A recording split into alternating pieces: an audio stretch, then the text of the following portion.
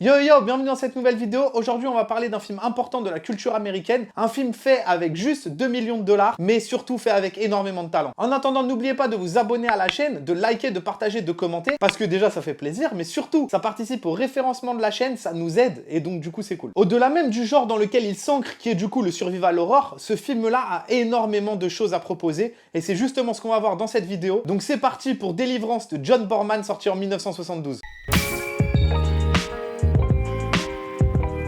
C'est donc l'histoire d'un groupe de 4 gars qui décident de partir en week-end pour descendre en kayak une rivière qui, après la création d'un barrage, aura disparu. Mais leur problème ne va pas venir que de la rivière. Alors tout de suite, je vais désamorcer un truc, parce qu'à l'époque, même moi, ça m'avait presque gâché un peu le film quand même. J'ai parlé de survival horror juste avant. Ne faites pas la même erreur que moi en pensant que ça va être un massacre à la tronçonneuse ou un truc ultra gore et super violent, bah parce que pas du tout. Ça m'avait presque déçu à la fin de la projo, et même si je reconnaissais ses qualités, bah j'étais pas plus saucé que ça en fait. C'est en laissant vivre le film en moi que mon estime a grandi, et en le revoyant aussi que j'ai compris. Alors je dis pas que le film c'est une partie de plaisir non plus, il y a surtout une scène qui est vraiment dérangeante autant qu'elle est géniale, mais voilà, j'ai fait l'erreur il fut un temps, alors je partage l'expérience. Donc son réalisateur c'est John Boorman, un gars qui vient de la télé à la base et qui a fait son petit chemin dans Hollywood petit à petit, jusqu'à justement Délivrance qui va créer un avant et un après dans sa carrière, et aux acteurs aussi. Le film va quand même avoir 3 nominations aux Oscars en 1973, et pas n'importe quelle nomination, meilleur montage, et surtout meilleur réalisateur et meilleur film. Alors certes il gagnera pas, mais un film comme Délivrance en plus nominé, c'est quand même quelque chose de fort. Pour ces films les plus connus, il y a Le Point de non-retour, Duel dans le Pacifique, Excalibur ou encore La Forêt d'Émeraude. Le casting du film aussi est très intéressant parce qu'ils sont sortis d'Hollywood pour trouver 2 des acteurs. Ronny Cox qui joue Drew et Ned Beatty qui joue Bobby. Ils viennent tous les deux du théâtre et pour Ronny Cox, c'était même d'ailleurs son tout premier film. Mais même pour les acteurs plus connus comme Burt Reynolds, aujourd'hui c'est un nom qui résonne, mais à l'époque, il avait pas forcément une grosse réputation parce que dès qu'il touchait un truc, ça s'effondrait. Et lui-même, il dira que Délivrance l'a sorti de la télévision pour le propulser au cinéma. Et bon, il y a John Voight quand même qui lui par contre sortait de Macadam Cowboy 3 ans avant. Mais ce qui rend du coup ce casting plutôt intéressant, c'est qu'à la base, John Boorman, il voulait 0 acteur connu dans son film. Parce qu'il voulait que les spectateurs sentent que tous les personnages sont en danger. Parce qu'à l'époque, si c'était des acteurs connus, en fait, on savait très bien que les gars, ils allaient jamais mourir en fait. Et donc, automatiquement, ça a créé quelque chose d'un peu détaché. Alors qu'avec des acteurs qui sont pas connus, justement, tout peut arriver. Et mine de rien, même s'il a fini par prendre John Voight en tant qu'acteur principal, qui avait fait Macadam Cowboy juste avant, bon, c'est pas non plus John Wayne, quoi. D'ailleurs, c'est aussi à noter que la majorité des cascades sont réalisées par les acteurs eux-mêmes. Et il y a vraiment des scènes de kayak où tu dis, ouah, c'est des ouf. Mais surtout, ça rajoute à la crédibilité de l'univers, de l'histoire et à l'identification qu'on a en tant que spectateur envers les personnages. Et c'est d'autant plus important dans un film comme celui-là, où on est collé aux personnages tout le long du film, qu'on vit tout à travers leurs yeux. Et leur écriture est juste incroyable. Chaque perso a son caractère et surtout son défaut fatal que Boorman va finir par utiliser contre eux. Il y a aussi l'alchimie qu'il y a entre eux, voire même la non-alchimie. Je trouve ça hyper intéressant de créer ce genre de dynamique dans un film comme celui-là, où les 4 gars, c'est pas un groupe de potes qui se connaissent depuis des années. Ça crée des petites tensions entre eux, mais qui drive tout le film. C'est toujours super bien écrit et bien dosé. Les dialogues aussi, il y a surtout au début, mais pas que, des paroles qui vont résonner pendant tout le film. Quand on le revoit, on se rend compte de ça. Que presque tout était dit déjà avant. Qu'ils vont se faire karma et se retrouver dans la merde, ou même sur le propos du film, etc. Et pour ça, déjà juste les premières minutes, l'intro là, c'est une masterclass. Le gars, littéralement, il te résume tout le propos du film, la nature contre les machines, et en plus de ça, il te l'accentue par sa mise en scène. Regardez l'intro. Il parle de la construction du barrage et donc de la destruction de la nature. Et il te filme les engins comme des machines. Tout ça, ça s'appuie même plus tard lors d'une discussion entre Ed et Lewis.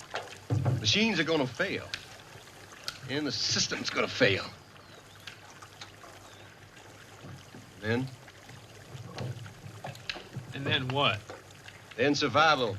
Who has the ability to survive? That's the game. Survival.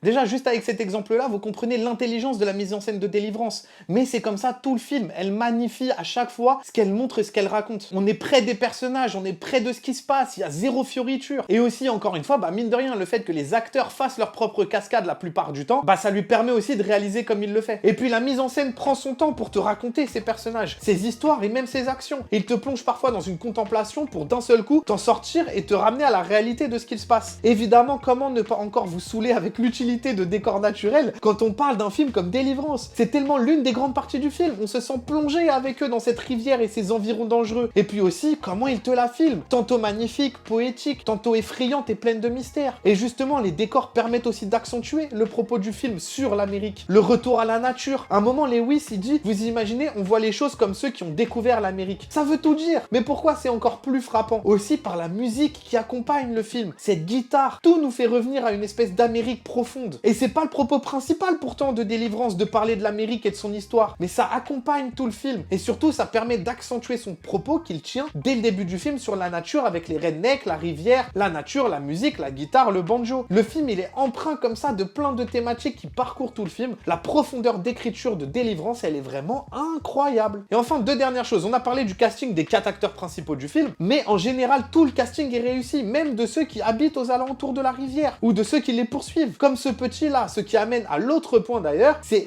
si ce n'est la scène la plus mythique du film, un duel à la guitare et au banjo entre ce petit et Drew, qui est juste trop stylé en fait.